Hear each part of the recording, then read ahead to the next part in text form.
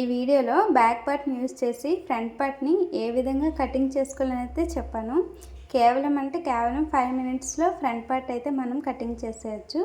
కింద 1/2 ఇంచ్ ఖర్చు విడిచిపెట్టేయండి. బ్యాక్ పార్ట్కి పైకి 1.5 ఇంచ్ తీసుకొని మార్కింగ్ పెట్టుకోండి. అక్కడికి ఒక లైన్ డ్రా చేసుకొని అక్కడికి ఫోల్డ్ చేసేయండి. బ్యాక్ పార్ట్ని ఎక్కడైతే మనం 1.5 ఇంచ్ తీసుకున్నామో అక్కడికి యాస్టేజ్గా బ్యాక్ పార్ట్ ఎలా ఉందో సేమ్ అలానే చుట్టూ కూడా మార్కింగ్ అనేది చేసేసుకోండి. చూసారు కదా, నేను వీడియోలో చూపిస్తున్న విధంగా మొత్తం కూడా అలానే మార్కింగ్ చేసేయండి. ఇలా చంక రౌండ్ కూడా సేమ్ యాస్టేజ్గా మార్కింగ్ అనేది పెట్టేసుకోండి. ఇక్కడ అసలు మనం కొలత బ్లౌజ్ అనేది యూజ్ చేయమండి. కొలత బ్లౌజ్తో మనకి అసలు అవసరం లేదు. ఓన్లీ మనం ఏదైతే తీసుకున్న బ్యాక్ పార్ట్ ఉందో దాన్ని యూజ్ చేసి మనం ఫ్రంట్ పార్ట్ మార్కింగ్ చేస్తున్నాము. చంక రౌండ్ దగ్గర ఒక 1/2 ఇంచ్కి లోపలికి నేను వీడియోలో చూపించిన విధంగా ఇలా కొంచెం లోత్ అనేది తీసుకోండి. మీరు కరెక్ట్గా ఒక 1/2 ఇంచ్ తీసుకున్నారంటే సరిపోతుంది. మరి చంక దగ్గర మీకు ముడతలు లాంటివి వస్తున్నాయి అని కస్టమర్స్ అంటే కనుక ఒక 3/4 ఇంచ్ వరకు కూడా తీసుకోవచ్చు. అలానే ఫ్రంట్ నెక్ కోసం 6.5 ఇంచెస్కి మార్కింగ్ చేసుకోండి. మీకు డీప్ వద్దని అంటే కస్టమరు 6 ఇంచెస్ తీసుకోండి, సరిపోద్ది.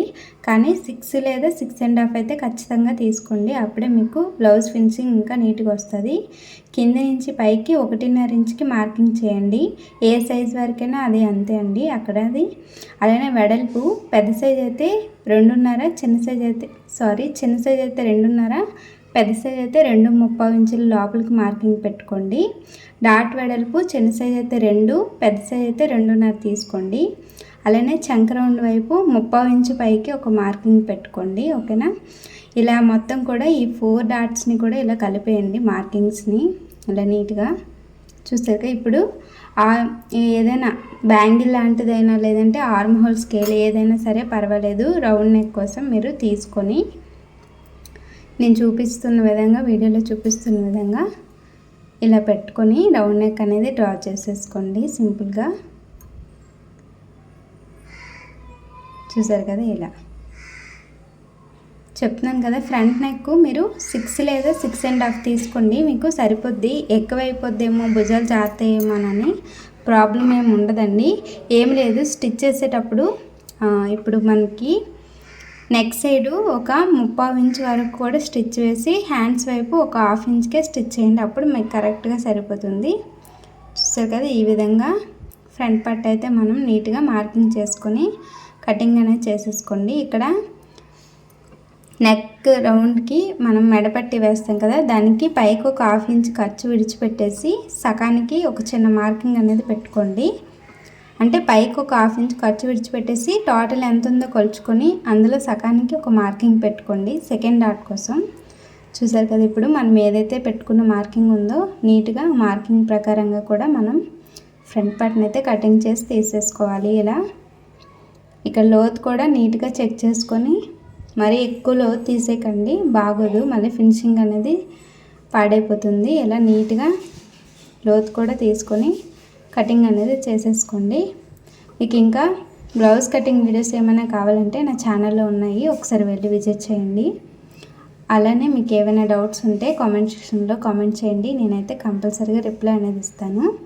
ఎక్కడైతే మనం చిన్న చిన్న డాట్స్ మార్కింగ్ పెట్టుకున్నామో వాటికి చిన్న చిన్న కట్స్ అనేవి ఇచ్చేయండి, అంటే స్టిచ్ చేసేటప్పుడు ఈజీగా ఉంటుంది కదా. 2 డాట్స్కి ఇచ్చేసాం కదా. ఇంకా థర్డ్ డాట్ అయితే ఇలా చంక రౌండ్ని ఇలా సకానికి ఫోల్డ్ చేయండి నీట్గా. ఇలా వీడియోలో చూపించినట్టుగా అక్కడ చిన్న కట్ అనేది ఇచ్చేయండి థర్డ్ డాట్ కోసం. చూసే కదా, డాట్స్ కూడా మనం కట్స్ అనేవి ఇచ్చేసాము. ఇప్పుడు డాట్ పొడవు అనేది ఎలా అనేది చూపిస్తాను. ఇదేంటంటే మనం స్టిచ్ చేసేటప్పుడు థర్డ్ డాట్ స్టిచ్ చేసుకుంటే డైరెక్ట్గా మార్కింగ్ చేయకుండా ఇంకా ఈజీగా ఉంటుంది ఇప్పుడు కంటే కూడా. ఇక్కడ చిన్న సైజ్ బ్లౌజ్ అని ఇలా సకానికి ఒక మార్కింగ్ పెట్టుకోండి. చిన్న సైజ్ బ్లౌజ్ అయితే 2.5 ఇంచుల పొడవు తీసుకోండి. ఇలా ఇది చిన్న సైజు బ్లౌజ్, అందుకే 2.5 ఇంచుల పొడవు తీసుకున్నాను. అదే పెద్ద సైజ్ అయితే 2.5 తీసుకోండి. నడుము లూజ్ 30 ఇంచుల లోపు ఉంటే చిన్న సైజు, 30 ఇంచులు దాటి ఉంటే పెద్ద సైజు. ఓకేనా?